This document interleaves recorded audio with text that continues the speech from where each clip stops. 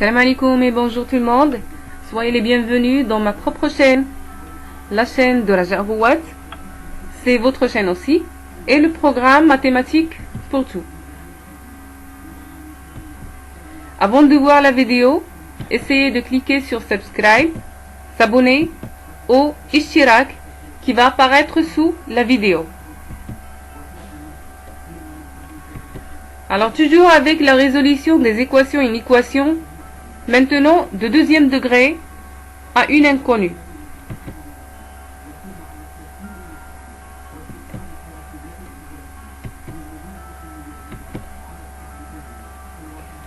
Cette séance va être concernant les relations qu'on utilise pour résoudre des équations de deuxième degré à une inconnue.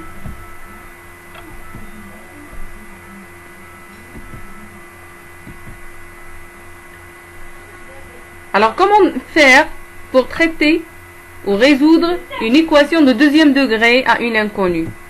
Tout d'abord, il faut savoir la forme générale d'une équation de second degré. Second degré, ça veut dire la grande puissance C2. La grande puissance dans l'équation C2. Et la forme générale, ça s'écrit comme ce que vous voyez, ax au carré plus bx plus c égale à 0. C'est ça la forme générale d'une équation de second degré. Un seul inconnu, bien sûr. Une seule inconnue.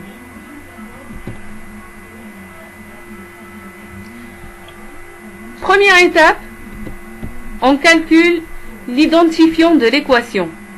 On prend l'équation ax au carré plus bx plus c égale à 0 et on calcule son identifiant qui est comme suit. On le nomme delta et on écrit égal à b au carré moins 4 fois a fois c. C'est ça la forme générale pour calculer delta qui est l'identifiant de l'équation. Maintenant, nous avons calculé le delta. Il y en a 3 cas qu'il faut étudier de delta.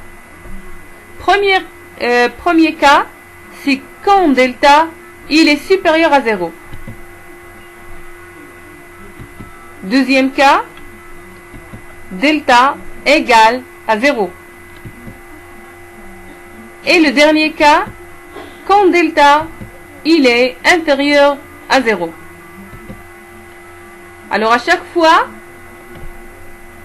qu'on calcule delta, alors ça dépend de l'équation que nous avons. Il y a des fois qu'on trouve delta supérieur à 0, d'autres fois égal à 0, et dans des cas, on trouve delta inférieur à 0. Dans chaque cas, on va discuter les solutions. On prend le premier cas.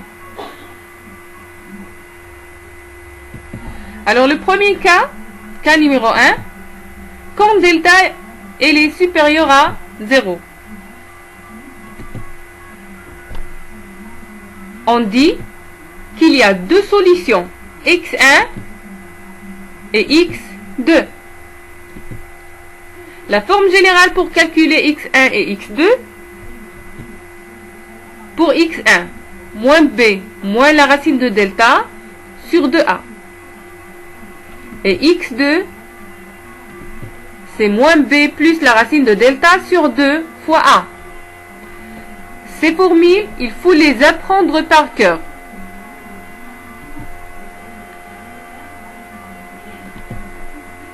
Alors, on rappelle, pour delta égale à 0, delta c'est l'identifiant de l'équation de second degré.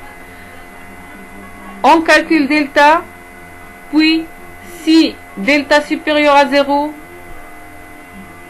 ça me donne deux solutions pour l'équation demandée, x1 et x2, et ce sont les formes générales, il faut les apprendre par cœur. On passe au cas numéro 2. c'est quand delta égale à 0. Qu'est-ce qu'on dit dans ce cas?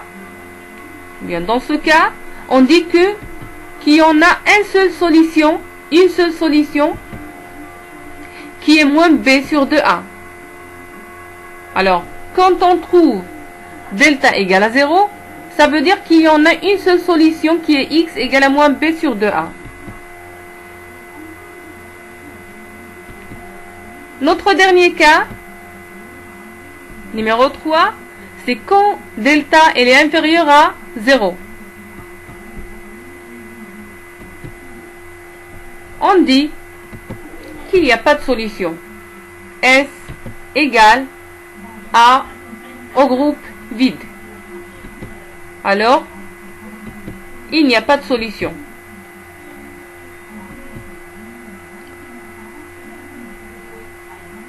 Ce sont les 3 cas pour résoudre. Donc, on trouve les 3 cas de delta qu'on peut trouver. Soit delta. Donc, ça, voilà la forme générale. On rappelle. Delta, pour calculer delta, c'est b au carré moins 4 fois ac. Donc, on trouve 3 cas différentes. Ça dépend de l'équation demandée. Alors, delta, il est soit inférieur à 0, soit égal à 0, soit supérieur à 0. Si on trouve delta inférieur à 0, ça veut dire qu'il n'y a pas de solution pour l'équation demandée. Si delta égale à 0, ça veut dire qu'il y en a une seule solution. Si delta supérieur à 0, ça veut dire qu'il y en a 2 solutions pour l'équation demandée. Voilà, c'est tout pour cette séance. Merci pour voir la vidéo. N'oubliez pas de cliquer j'aime. Laissez-moi des commentaires. Si vous avez des leçons que vous ne comprenez pas, écrivez juste le nom de leçon et partagez la vidéo avec vos amis. Donc, c'est tout pour cette séance. Bon courage, je vous souhaite bon courage, bonne continuation dans vos études et à bientôt.